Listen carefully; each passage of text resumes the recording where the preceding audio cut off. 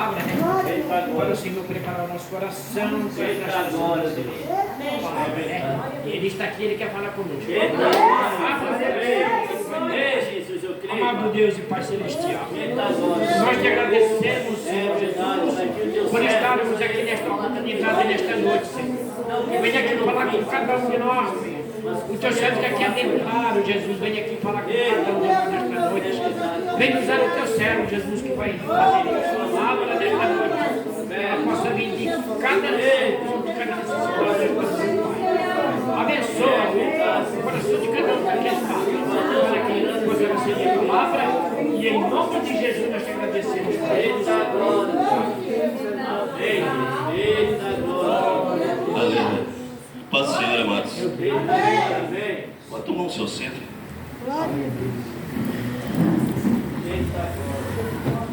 Fica sentadinho no seu lugar, só não fique quieto. É verdade. Eu leio você em Apocalipse. Abra sua Bíblia no livro de Apocalipse.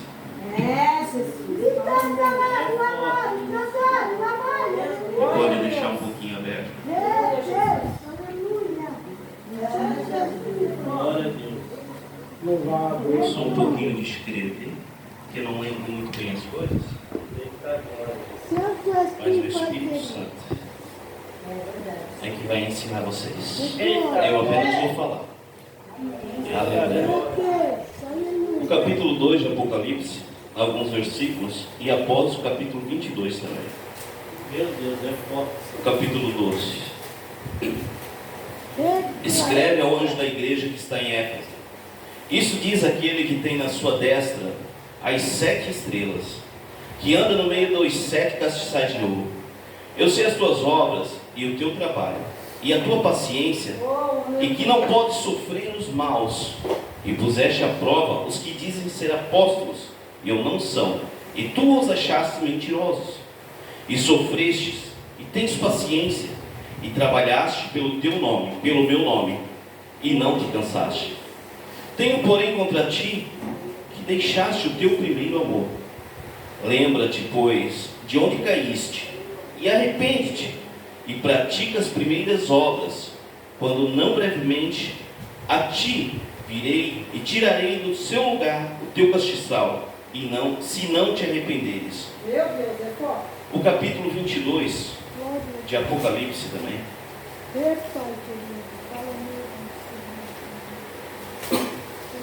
Capítulo 22, verso 1. E mostrou-me o rio puro da água da vida, claro como cristal, que procedia do trono de Deus e do Cordeiro, Jesus. No meio da sua praça e de uma e da outra banda do rio estava a árvore da vida, que produz 12 frutos, dando seu fruto de mês em mês, e as folhas da árvore são para a saúde das nações.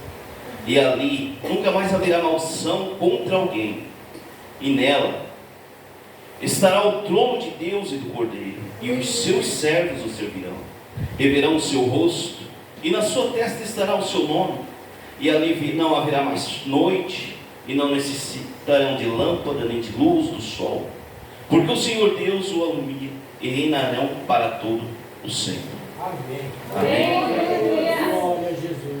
Antes de nós começarmos a falar do que João escreveu, nós temos que entender um pouquinho o contexto em que João vivia naquela época. Vamos dar uma olhadinha no contexto que ele estava vivendo naquele momento. Cristo tinha sido crucificado no ano 33 e levado ao céu. A igreja estava crescendo, estava lá em Atos, e diz que o Senhor acrescentava a cada dia aqueles que o buscavam. Para falar, no ano de 54 surgiu um certo imperador. Aos 17 anos, Nero se torna o tal imperador. Ele era um pouquinho louco e talvez cruel. Com 17 anos mandou matar já sua mãe para assumir o reino. Neste mesmo ano ele inicia uma perseguição sobre a igreja. No ano 64, Nero põe fogo em Roma 7 noites e 6 dias. Pensa um homem colocando, o nosso presidente, vamos dizer assim, colocando fogo no país. Meu Deus, é forte. Ele sobe em cima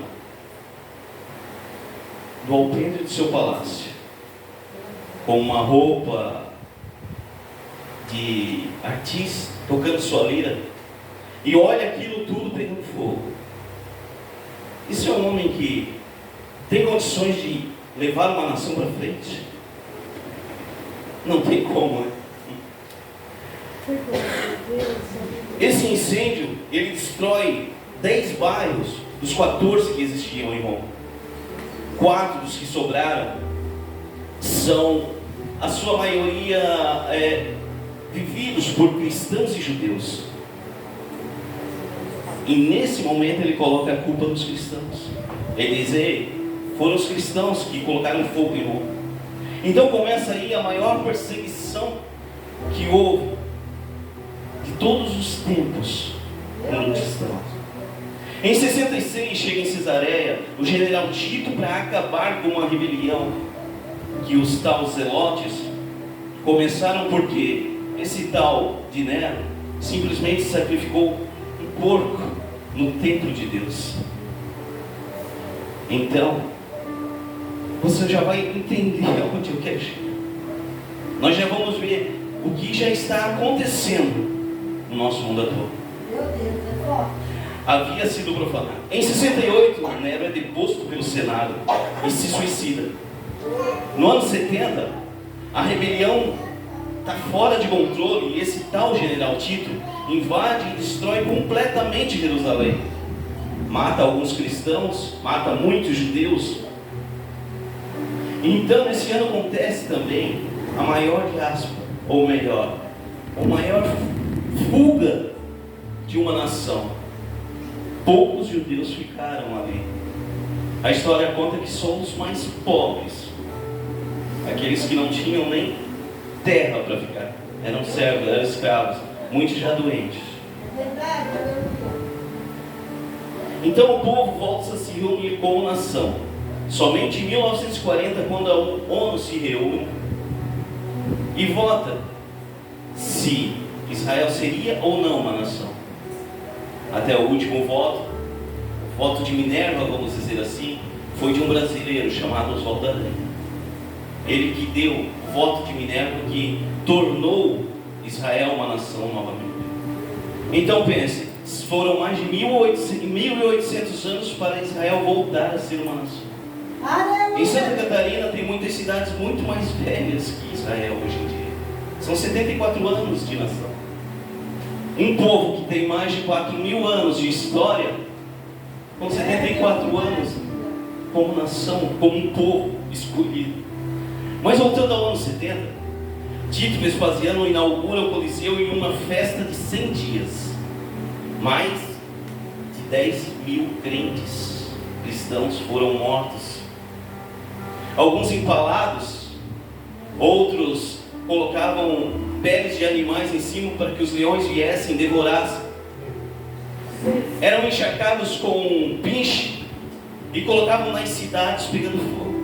Ficavam horas se queimando. Em 86, assume Domiciano. Ele é um pouquinho mais louco que o primeiro Nero. Ele diz: agora eu sou o Senhor e o Deus de vocês. Em 94, esse tal Domiciano, ele pega João e coloca lá na ilha de Patmos. Porque ele estava com medo. Porque João foi o único que, vivo ainda, tinha visto Jesus e ainda falava de Jesus. Meu Deus, é forte, aleluia. Foi ele que fundou a igreja de Éfeso. E de lá, como pastor da igreja de Éfeso, esse Domiciano pega ele e coloca numa prisão na ilha de Patmos. E aqui começa então a revelação em que Deus, o Senhor, deu a João na ilha de Patmos. Veja você, depois de Cristo ter vindo, criado aquela maravilhosa religião que hoje nós conhecemos como cristianismo. Hoje são mais de 2 bilhões de pessoas que se denominam cristãos. Não sei se todos vão subir, mas todos dizem eu sou cristão, ou eu sou crente, ou eu estou indo numa igreja. Aqui começa então. No verso 1 do capítulo 2 diz: Aquele é o Senhor Jesus que já ressuscitou dos mortos. Pensa João então, lá naquela ilha de Patmos, chega o Senhor Jesus e diz: escreve tudo que eu vou te dizer. Mas João se assustou quando ele viu Jesus, porque ele via Jesus ali, ele viu Jesus crucificado, ele viu Jesus sendo cuspido no rosto, ele viu Jesus sendo açoitado, ele viu Jesus com os cabelos todos emaranhados de sujeira, ele viu Jesus sujo, maltrapilho, e de repente ele olha para Jesus e seu olhos são como de fogo, os cabelos reluzentes, o seu manto, da sua boca sai uma espada de 2 gumes que é mais afiada que tudo. Ele descreveu o Senhor Jesus assim porque ele não tinha como falar o que ele estava vendo, de tão maravilhado que ele ficou vendo Jesus ressuscitado naquele momento. Esse é aquele que a Bíblia fala, aquele Senhor Jesus. Ele diz: escreve as 7 estrelas. Ou seja, os 7 pastores que estão na frente da igreja agora, de Éfeso, Esmirna, Laodiceia e todas essas. Os 7 castiçais, então, são essas igrejas que ele fala. Ele diz: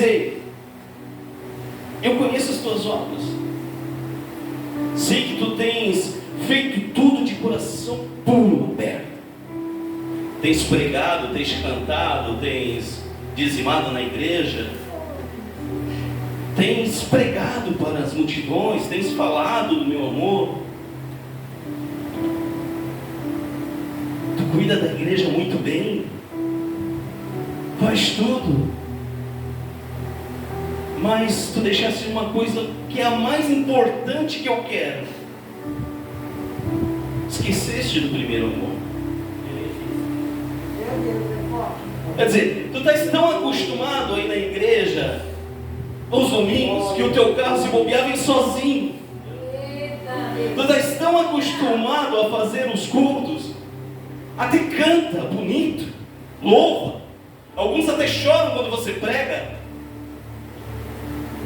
mas aquilo simplesmente ficou automático. Você faz tudo